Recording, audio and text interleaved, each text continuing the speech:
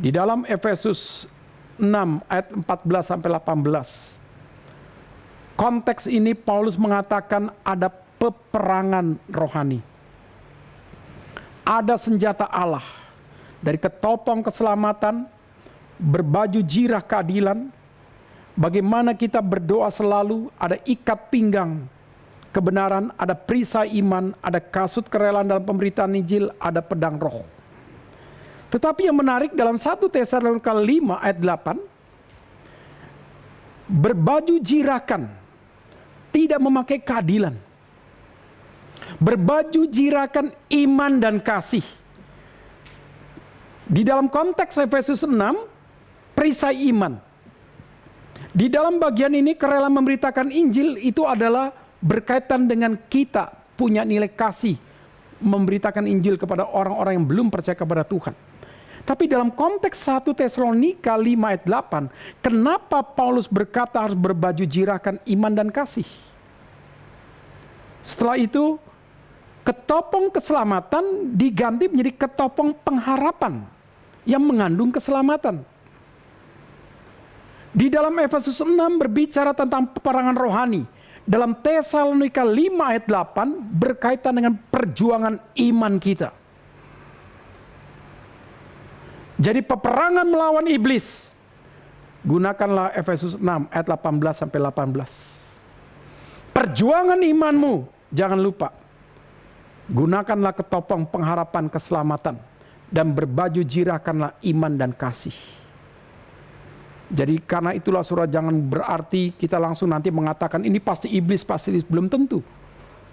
Mungkin Tuhan sedang mempersiapkan engkau memiliki perjuangan iman dalam masa-masa pandemi COVID seperti ini. Maka kita percaya saudara, hidup ini adalah peperangan iman dan juga ada peperangan rohani.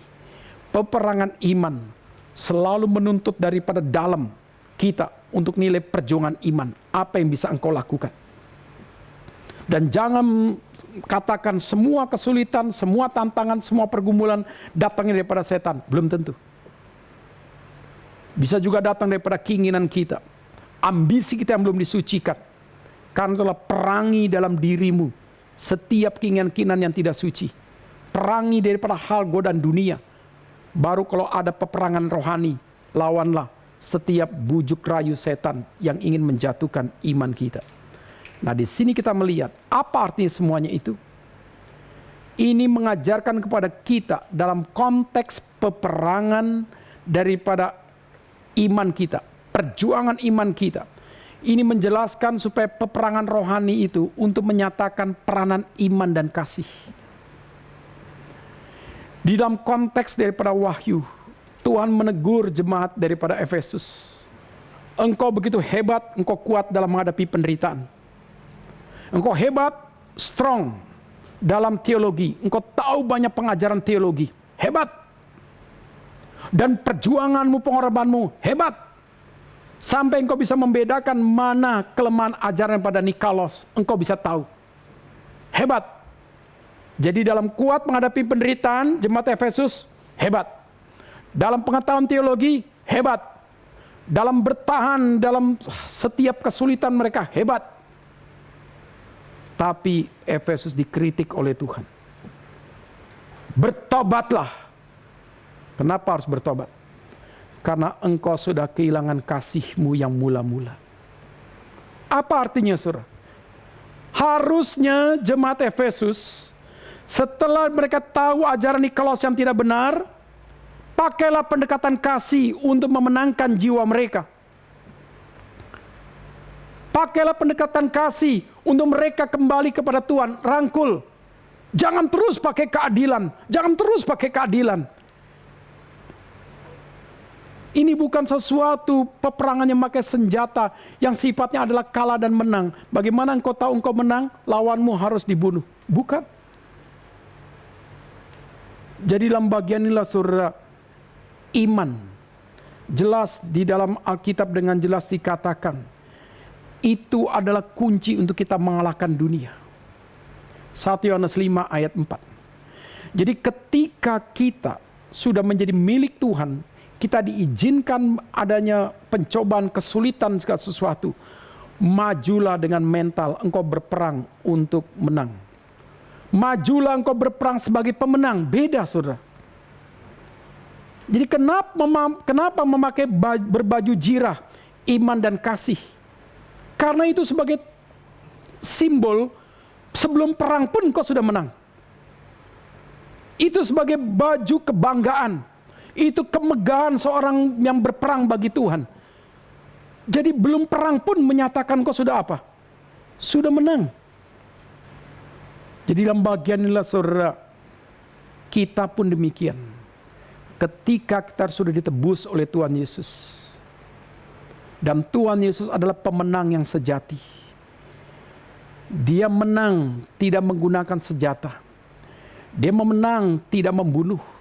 Dia menang tidak pakai strategi dusta dan tipu muslihat. Dia menang dengan mengorbankan dirinya sendiri. Itulah kemenangan yang gilang gemilang. Itulah kemenangan yang sempurna. Tidak ada yang dikorbankan, tapi dirinya yang dikorbankan.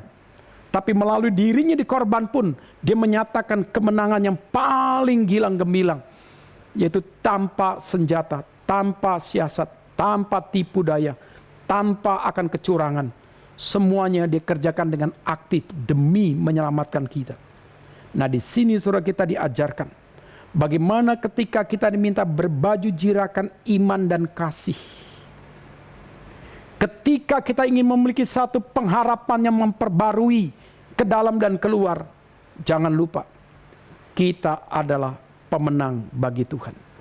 Sehingga pengharapan kita tidak boleh hilang. Pengharapan kita tidak boleh kandas. Dan di dalam bagian inilah surat Tuhan izinkan berbulan-bulan. Dan mungkin bertahun-tahun.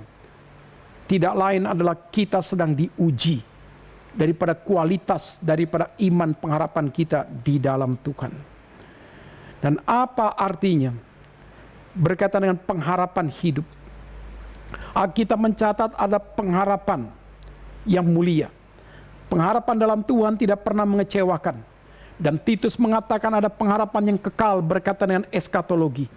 Di dalam konteks ini, Paulus ingin mengingatkan, ketika engkau berketopongkan pengharapan keselamatan, itu artinya engkau berperang bukan untuk mati.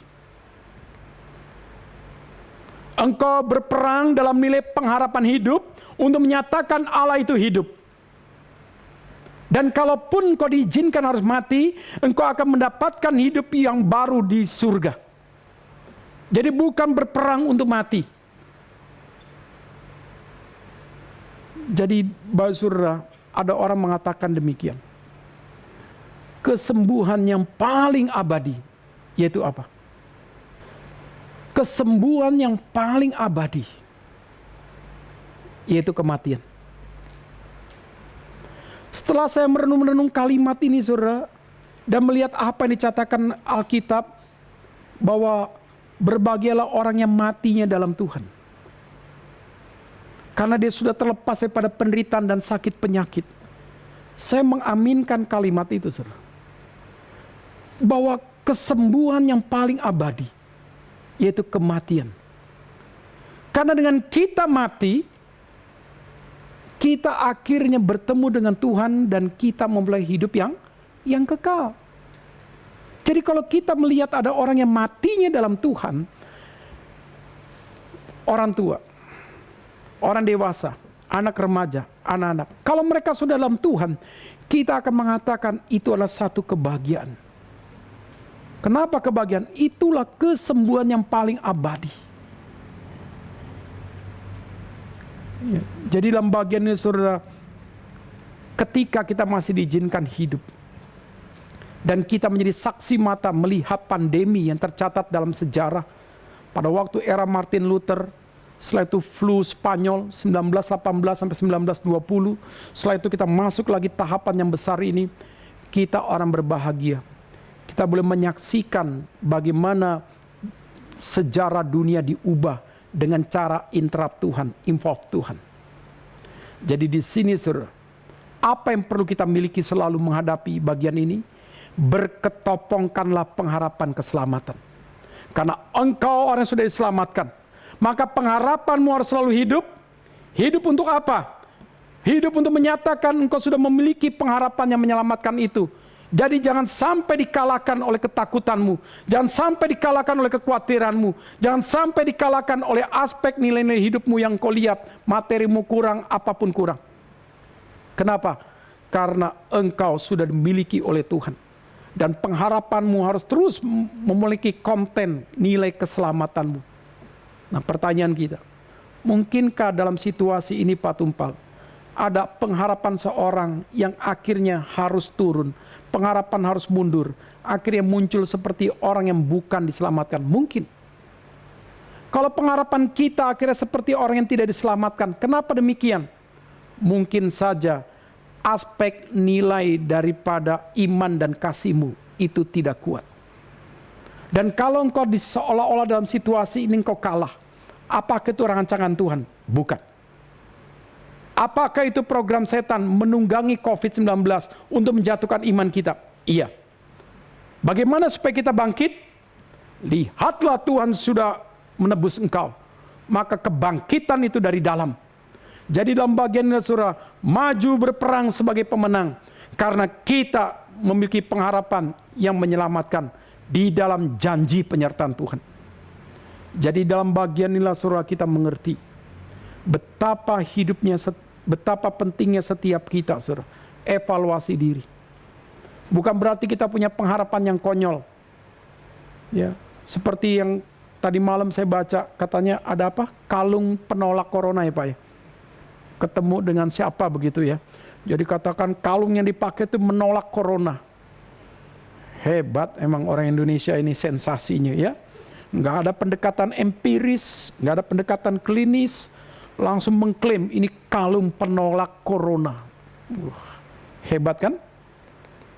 Jadi saudara, inilah sensasi-sensasi yang tanda kutip mengandung mistik. Inilah kadang-kadang ada sensasi-sensasi yang mengandung spekulatif. Tetapi di dalamnya itulah menunjukkan kadang-kadang ada kebodohan orang di zaman sekarang ini. Yang aneh-aneh.